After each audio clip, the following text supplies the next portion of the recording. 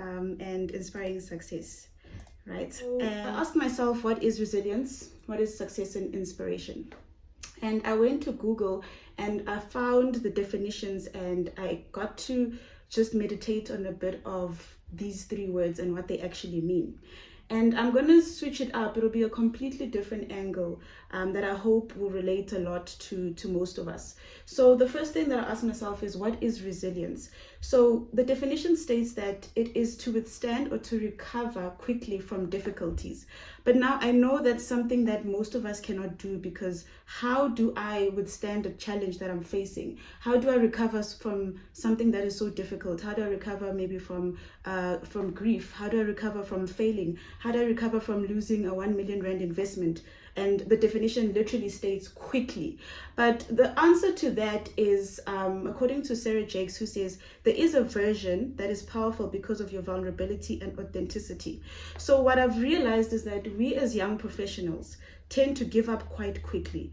If you have noticed the resilience our parents had when they started a job, for example, they have certificates that are sitting at 10-year awards, 15-year awards, which is not a bad thing. Based on the things that happen in our workplace, we are more focused on mental health and so forth. But the fact is, they had a characteristic which was resilience. Now, nowadays, we just automatically want to give up. We fail to withstand a situation. And that's because we do not want to be vulnerable and we do not want to be authentic. So the reason why Sarah Jakes touches on this is because the moment you actually try to discover who are you and why are you feeling the way you are, that is when you actually start to realize that you have the ability to withstand a situation. You have the ability to actually recover from the difficulties. In the African culture, a lot of us have been told that it's like therapy. Going to a psychologist is sort of like not a good thing. There's a stigma around that. And that now gets to a point where you cannot be resilient, because you will not be able to be vulnerable. You will not be able to be authentic and discover who you really are.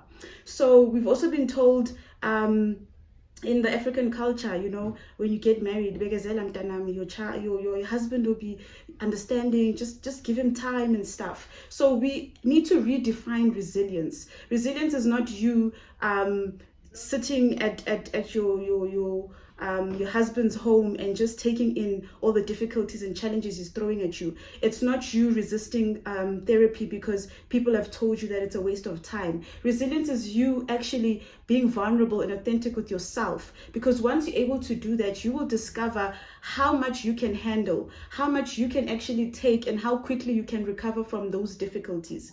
And we've seen that with COVID as well. I believe if that happened again, the chances of you recovering from that would be quite quick, because you've actually allowed yourself to be vulnerable, authentic, and actually withstand the situation. And after resilience, it goes to inspiration. So my issue with inspiration, it is the fact that we throw the word around so much. And if you go according to Genesis 1:28, it says, be fruitful and multiply. We're not saying go and have 100 babies and all that. That's good, create a family. But we're basically saying, when you use the word inspiration, when you tell yourself that you want to be an inspiration to somebody, have you actually been resilient? Have you actually allowed yourself to be authentic? And have you allowed yourself to actually discover who you really are?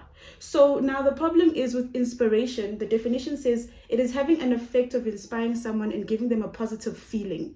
So a feeling is something that nobody can use. What do I do after inspiring you?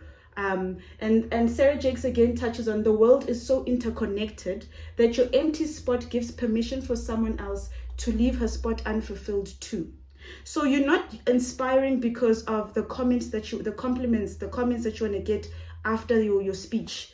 So many of us are using this word, I want to be an inspiration, because that 2 seconds of fame, oh my God, you inspire me, is what fills your inner self. But inspiration is because if you do not take accountability, you're not resilient, you're not authentic to yourself, you are going to leave an empty spot in your world that has been placed for your purpose, and the next person will not be able to fulfill their purpose because you failed to do yours. So again, Sarah Jakes says, when you subdue a giant, you teach the rest of us how to take ours down.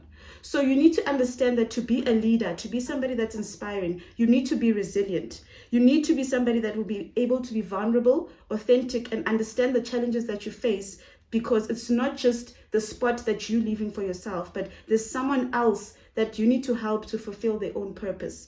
So I want to say to us today as women that let us not subdue the giant that is within us, because if you lack, if you don't work on yourself, there is no way that you can be an inspiration. You will throw the word around, I want to inspire, I want to inspire. And the thing is, you now lack the reason why you want to inspire. And it goes to my last point, which is success. Why do you want to inspire? And people will say, because I want to be successful. I want people to be, this and that. But the fact is, the definition says it is to accomplish an aim or purpose. So when you want to be a leader that wants to inspire, that wants to show the youth and younger people the right way to go, you need to work on yourself first. You need to work on your resilience. You need to work on your own inspiration. And then that's when you can get to success. Sarah Jakes says, when we make room for transformation in our lives, we embody the definition of evolving. And evolving means that you are taking time to develop yourself. And remember, as a person, a human being, we are so complex, right?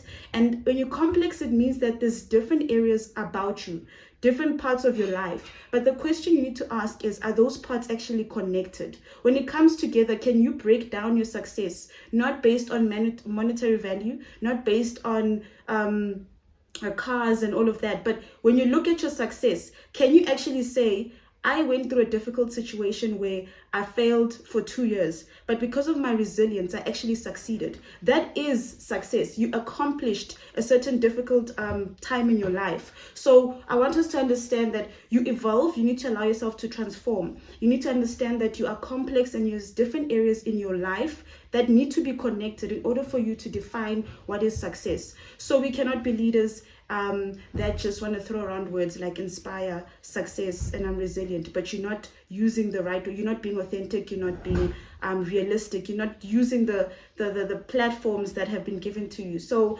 another thing that I liked about Katlego is he said reading. And I've heard the line that says you cannot lead if you do not read. So I really want to just encourage us as women that let us also work on ourselves and not be quick to want to inspire the next person and so forth, because if you face a challenge and you cannot come back from it, what is the next person supposed to learn from you? And that's it from my side. Thank you.